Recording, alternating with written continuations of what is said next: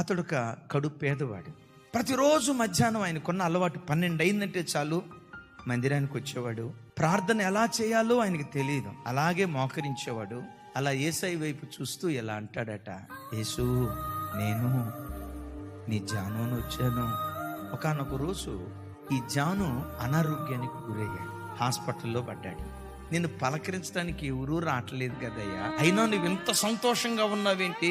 నీ సంతోషానికి కారణం ఏంటి అంటే, ప్రతిరోజు మధ్యాహ్నం నేను ఆరాధించే దేవుడు 12 గంటలకల్లా నా పడక దగ్గరకు వచ్చి, జాను నేను నీ యేసునొచ్చాను, జాను నేను నీ యేసునొచ్చా.